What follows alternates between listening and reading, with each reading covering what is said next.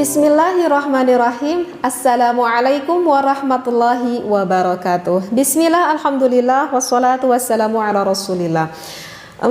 Apa ya ingin saya bahas kali ini? Yang ingin saya bahas kali ini adalah untuk lelaki yang kaya. Kenapa saya bilang lelaki yang kaya itu? Karena kaya karena banyak istrinya. Oh, berarti kita udah paham ya. Yang ingin saya bahas kali ini adalah untuk suami yang berpoligami. Berpoligami di dalam Islam itu bukanlah hal yang dilarang, meskipun bukan pula dianjurkan. Ya, jadi artinya kalau merasa mampu ya Allah tidak melarangnya. Tetapi bukan berarti tidak ada aturannya. Ada aturan dan juga ada tata caranya. Di dalam berpoligami yang harus diutamakan itu adalah berperilaku keadilan antara satu istri dengan istri-istri yang lainnya. Nah, kali ini saya membawa kitab Minhajut Talibin, kitab Syarah Jalaluddin Al-Mahalli. Di sini ada fasal Kitabul Qasmi wan Nushuzi. Di sini ada kitab yang menerangkan tentang bab qasam. Apa itu bab qasam? Bab qasam itu adalah mengilir lah istilahnya untuk suami yang berpoligami, untuk wanita yang satu, maksudnya untuk istri yang satu dengan istri-istri yang lainnya, seperti itu.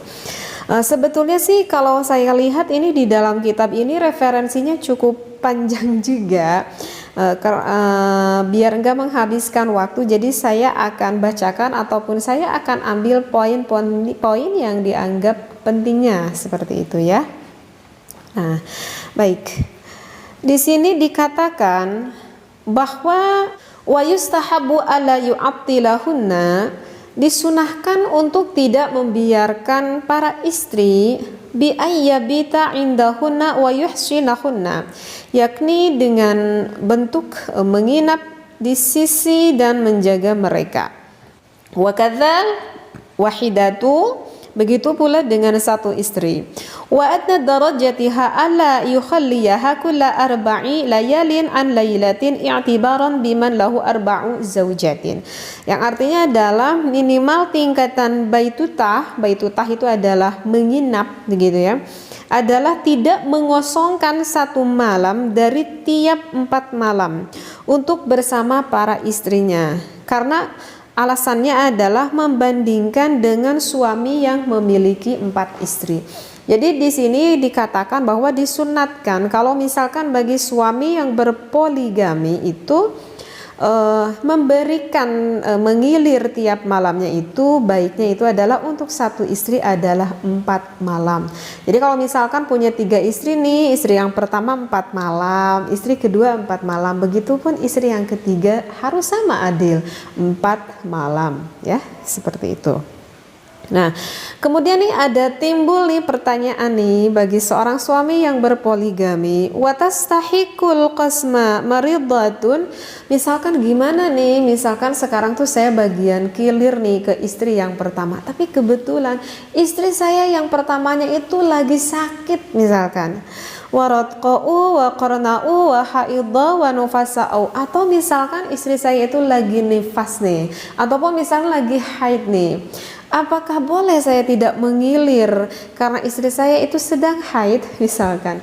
Jadi waktunya ngilir nih gitu ke istri yang keberapa gitu, karena istrinya sedang haid sehingga suaminya berpikir udah deh nggak dikilir. Kenapa nggak dikilir? Istri yang satunya lagi emang karena lagi haid gitu. Nah, loh itu suami. Nah, di sini dikatakan li'anal maqsuda minhul unsu lalu wata'u. Harus diingat wahai suami, tujuan kamu untuk mengilir istri yang lain itu bukan hanya bertujuan untuk bersetubuh saja, tetapi mengilir di sini adalah bertujuan untuk menghibur, seperti itu.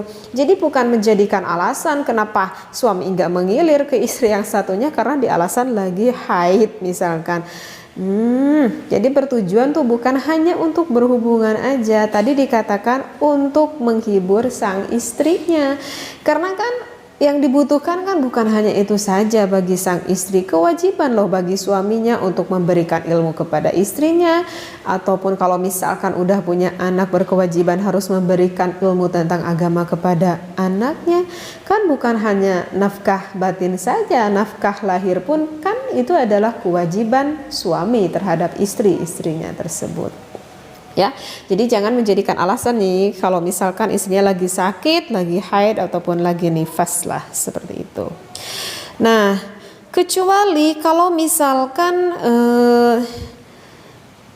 la nasyizatun, tidak kalau untuk istri yang bernusyuz. Sebenarnya ada timbul lagi nih pertanyaan nih biar lebih paham. Bagaimana kalau misalkan ada seorang istrinya itu yang lagi nusyuz nih, misalkan salah satu istrinya itu lagi nusyuz nih. Di sini dicontohkan misalkan nusyuznya itu dikarenakan ay kharijatun an ta'ati zauji ka'an kharajat min maskanihi bi ghairi idnihi. Misalkan ada seorang istri yang keluar dari rumahnya tanpa seizin dari suaminya. Artinya istri keluar dari rumahnya itu misalkan mau pergi deh ke suatu tempat gitu ya. Sedangkan suaminya itu tidak meridhoi kalau istrinya tersebut pergi ke tempat itu. Tempat apalah, saya juga diibaratkan lah seperti itu. Nah, kalau kekeh aja istrinya keluar tanpa ada izin dari suaminya, maka itu wanita tersebut sudah melakukan dosa yang dinamakan dengan nusyuz tersebut, ya, paham ya? Ataupun misalkan ada contoh yang lain, misalkan seorang istri yang berlaku nusyuz kepada suaminya, au lam taftah lahul baba liyadkhula, begitu. Misalkan seorang suaminya itu mau datang gitu ke salah satu istrinya, misalkan untuk bagian kilir nih, misalkan sang suaminya tuh udah beres nih kilir ke istri yang ketiga gitu ya, keren banget nih. Misalkan mau kilir ke bagian istri yang pertama gitu. Misalkan istri yang pertamanya itu lagi kesel banget, lagi ngambek banget gitu ke suaminya, seperti itu ya. Sampai-sampai ketika suaminya mau mengilir, istrinya itu gak mau ngebukain pintu tuh sama suaminya gitu. Gak mau, dibiarin aja gitu, biarin aja suaminya biar gak bisa masuk gitu, dibiarin aja di luar. Saya suami itu sampai ketok-ketok gitu ya, misalkan udah sampai sejam nih udah nunggu gitu, sampai udah masuk angin nih sangat nunggu di luar, tetap aja ya, berarti kalau nggak dibuka berarti lah ada permasalahan lah gitu ya, mungkin yang sangat dikesalkan gitu oleh istrinya. Nah, perlakuan seperti itu pun bagi istrinya itu sudah termasuk nusyuz seperti itu kepada sang suaminya.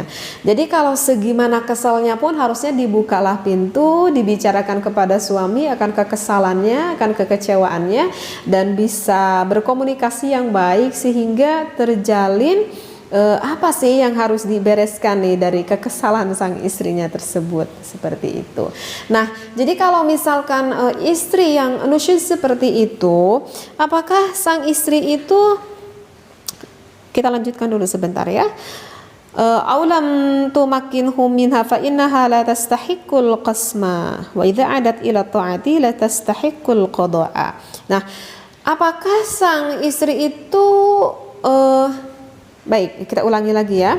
Karena sang istrinya itu nusyuz, jadi sang istri itu walaupun tidak mendapat bagian kilir dari suaminya itu tidak apa-apa, seperti itu. Karena suaminya juga mau masuk ke rumah gimana? Mungkin kata suaminya juga ditutup pintunya terus gitu ya.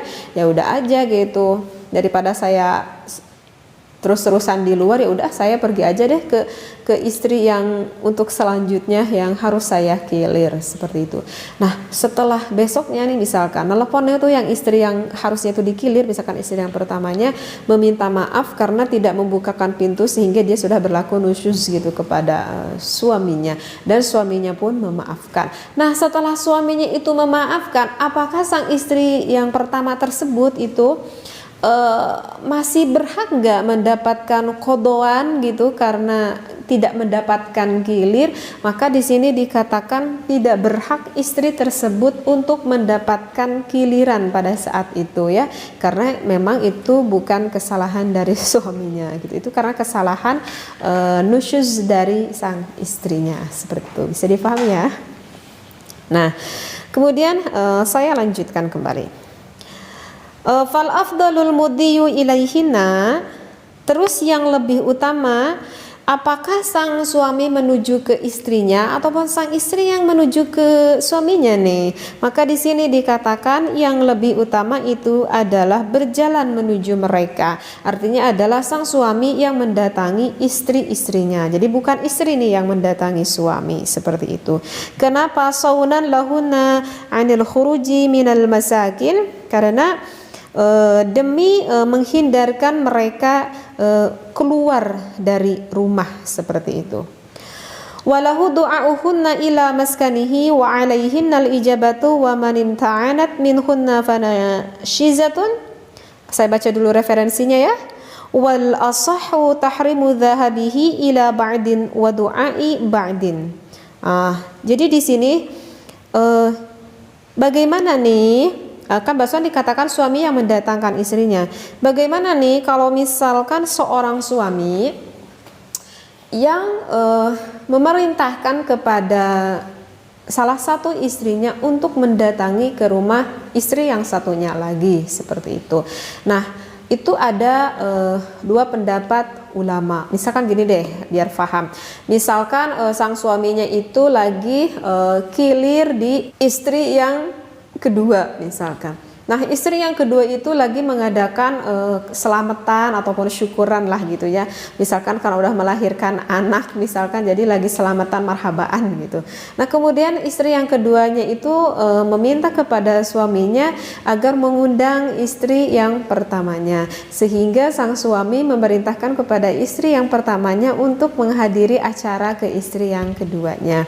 Nah, apakah bagi seorang istri yang pertama tersebut wajib enggak untuk menuruti akan perintah suaminya? Nah, ini jawabannya itu adalah ada dua pendapat ulama. Yang satu mengatakan diwajibkan untuk istri mendatangi ke rumah yang kedua karena itu adalah perintah dari suaminya. Tetapi untuk pendapat ulama yang satu lagi itu tidak diwajibkan.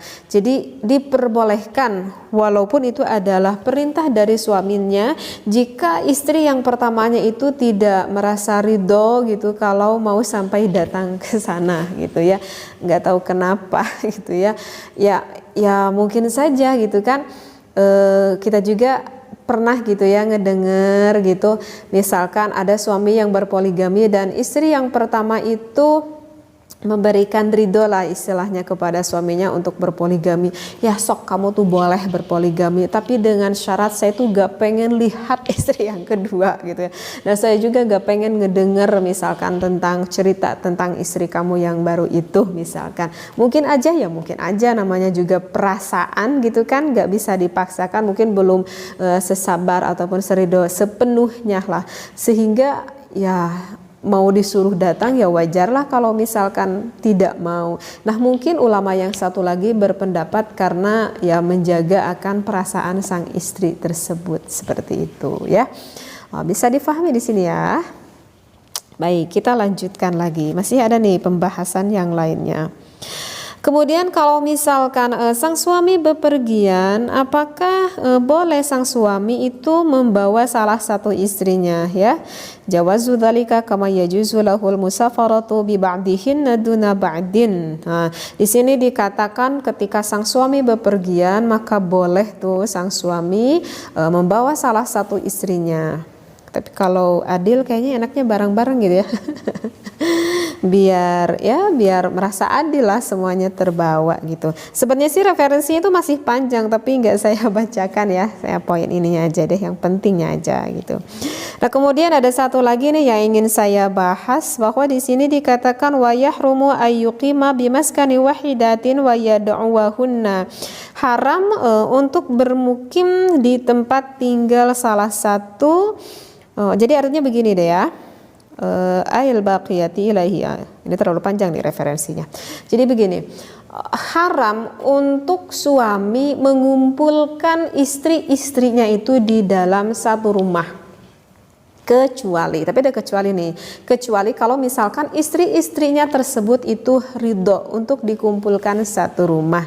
Misalkan suaminya itu punya istri 3 gitu ya, tapi istri-istrinya itu gak mau untuk dipersatukan di dalam satu rumah. Maka kalau misalkan istri-istrinya itu gak mau disatukan di dalam satu rumah, maka wajib untuk suaminya mencarikan rumah yang lainnya. Lu belum punya uang nih, ya ngontrak aja dulu kek, gitu ya misalkan, ataupun di rumah mertuanya dulu kek, istilahnya ya nggak bersatu lah, karena memang istri-istrinya itu tidak mau. Kecuali kalau misalkan istri-istrinya itu sangat solihah banget gitu ya. Sangat sobar banget gitu, sehingga para istri-istrinya itu ridho gitu untuk dikumpulkan di dalam satu rumah. Nah kalau istri-istrinya ridho ya boleh, namanya juga udah ridho. Seperti itu ya. Kemudian misalkan nih, kecuali kalau misalkan sang suaminya itu yang mempunyai rumah yang sangat luas sekali gitu ya.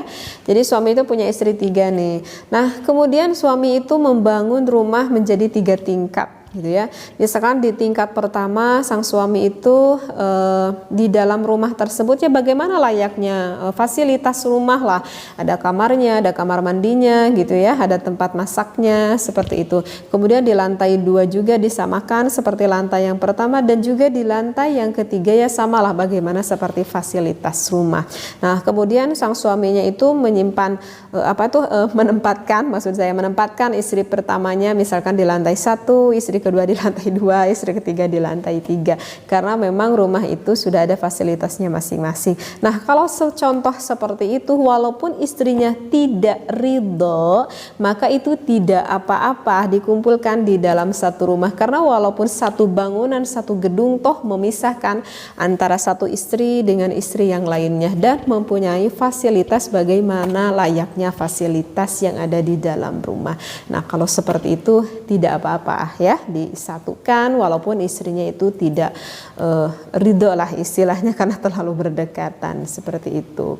Nah ini mungkin yang saya bacakan di dalam kitab Minhajul Abidin ya, barang tahu gitu ya, ada yang lihat pembahasan saya kebetulan yang berpoligami, sehingga kan harus tahu juga ya ilmunya, walaupun maaf sekali ya tidak saya bacakan semuanya. Insya Allah lain waktu kita lanjutkan kembali pembahasannya. Wallahu a'lam, mudah-mudahan bermanfaat. Wabillahi taufik wal hidayah. Wassalamualaikum warahmatullahi wabarakatuh.